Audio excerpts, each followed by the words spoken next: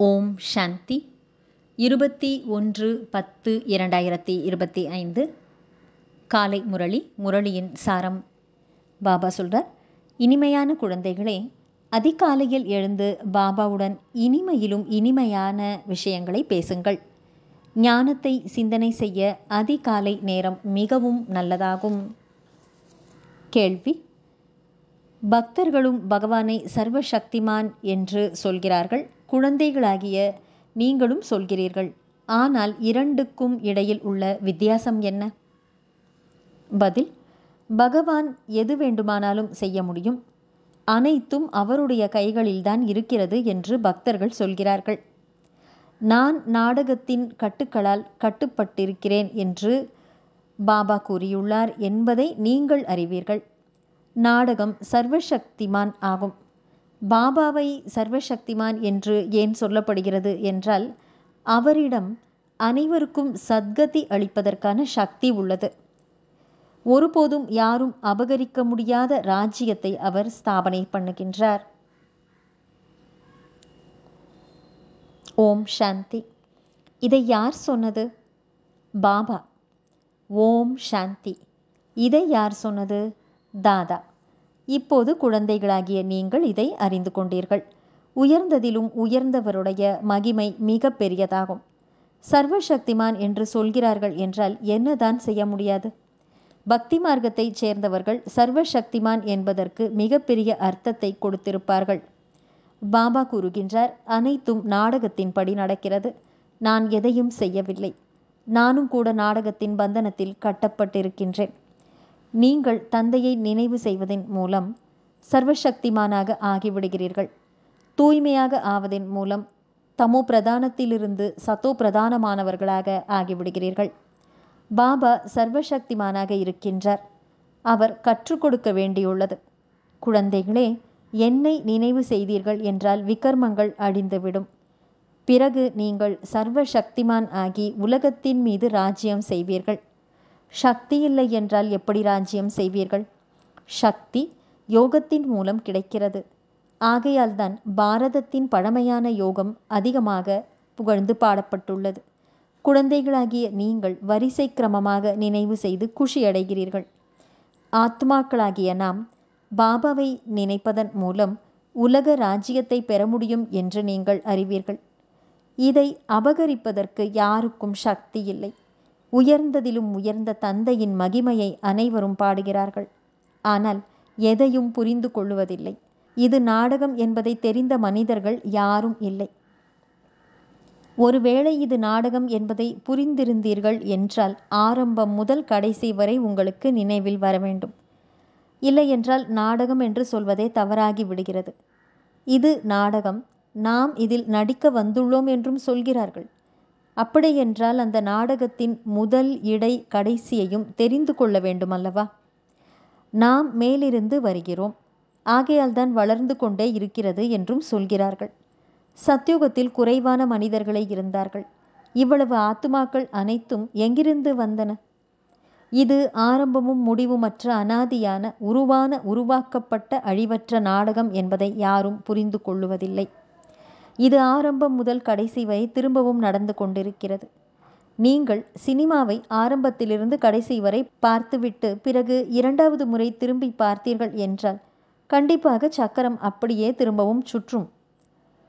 கொஞ்சம் கூட வித்தியாசம் இருக்காது. பாபா அமர்ந்து இனிமையிலும் இனிமையான குழந்தைகளுக்கு எப்படியெல்லாம் புரிய வைக்கின்றார். எவ்வளவு இனிமையான தந்தையாக இருக்கின்றார். பாபா, தாங்கள் எவ்வளவு இனிமையானவராக இருக்கின்றீர்கள். அவ்வளவுதான் பாபா. இப்போது நாங்கள் எங்களுடைய சுகதாமத்திற்கு செல்கின்றோம். ஆத்மா தூய்மையாகி விட்டால் பால் கூட தூய்மையானதாக கிடைக்கும் என்பது இப்போது தெரிகிறது.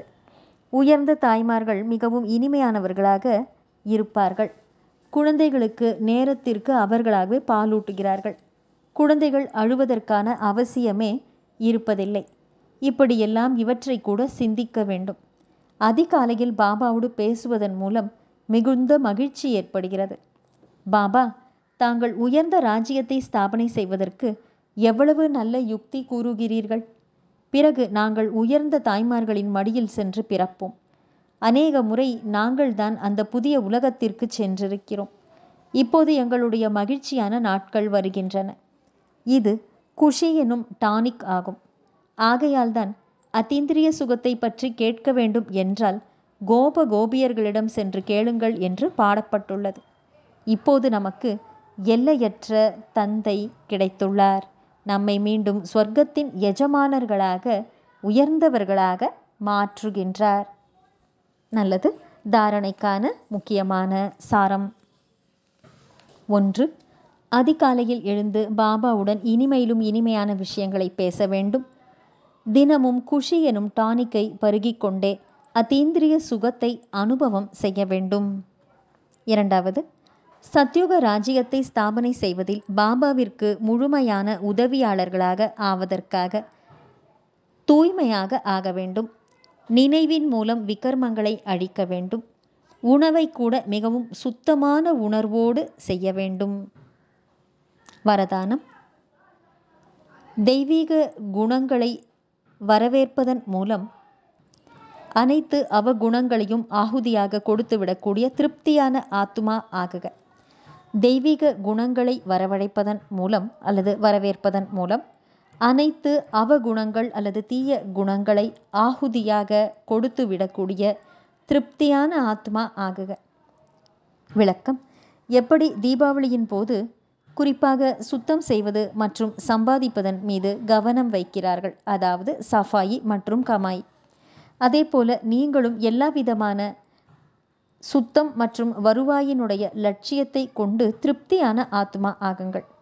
திருப்தி மூலமாகத்தான் அனைத்து தெய்வீக குணங்களை வரவழைக்க முடியும்.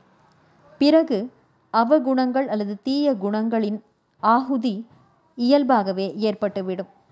உள்ளுக்குள்ளே இன்னும் மீதமிருக்கும் பலவீனங்கள், குறைகள், பலமற்ற தன்மை, உணர்ச்சி வசப்படும் தன்மை போன்றவற்றை முடித்துவிட்டு இப்பொழுது புதிய கணக்கை தொடங்குங்கள். மேலும் புதிய சமஸ்காரங்களின் புதிய ஆடையை தரித்து கொண்டு உண்மையான தீபாவளியை கொண்டாடுங்கள். ஸ்லோகன்.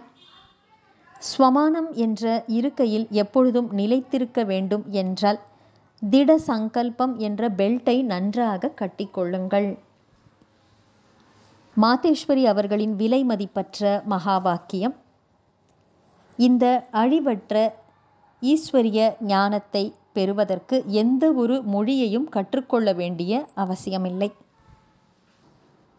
நமது இந்த ஈஸ்வரிய ஞானம் அல்லது இறை ஞானம் மிகவுமே சுலபமானது மற்றும் இனிமையானதாகும்.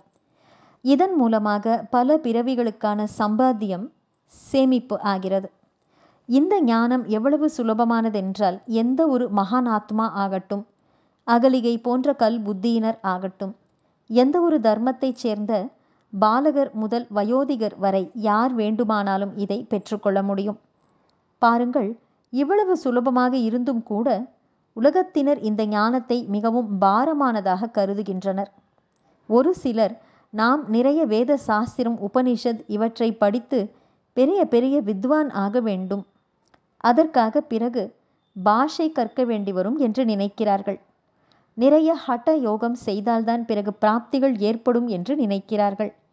ஆனால் இந்த ஞானம் மிகவுமே சுலபமானது மற்றும் சரளமானது.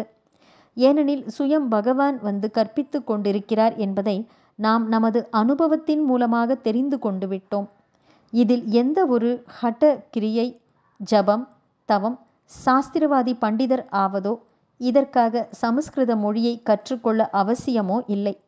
இதுவோ நேச்சுரலாக, இயற்கையாகவே ஆத்மா தனது பரம தந்தையான பரமாத்மாவுடன் யோகம் வைத்து கொள்ள வேண்டும். ஒருவேளை யாராவது இந்த ஞானத்தை தாரணை செய்ய முடியவில்லை என்றாலும் கூட யோகத்தினால் மட்டுமே கூட நிறைய நன்மைகள் ஏற்படக்கூடும். ஒன்று, இதில் தூய்மை ஆகிறோம். இரண்டாவது, கர்ம பந்தனங்கள் சாம்பலாகின்றன. மேலும் கர்மாதீதர் ஆகிறோம். அந்த அளவு இந்த சர்வசக்திமான் பரமாத்மா நினைவில் பலம் இருக்கிறது. அவர் சாக்கார பிரம்மாவின் உடல் மூலமாக நமக்கு யோகம் கற்பித்து கொண்டிருக்கின்றார். என்றாலும் கூட நினைவு பிறகு நேரிடையாக அந்த ஜோதி சொரூபமான சிவபரமாத்மாவைத்தான் செய்ய வேண்டும். அந்த நினைவின் மூலமாகத்தான் கர்மபந்தனத்தின் அழுக்குகள் இறங்கும். நல்லது. அவ்யக்த சமிக்கை. தனக்காகவும் அனைவருக்காகவும் மனதின் மூலம் யோகத்தின் சக்திகளை பயன்படுத்துங்கள்.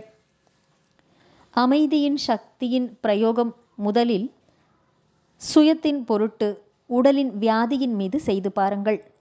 இந்த சக்தி மூலமாக கர்ம பந்தனத்தின் ரூபம் இனிமையான சம்பந்தத்தின் ரூபமாக மாறிவிடும்.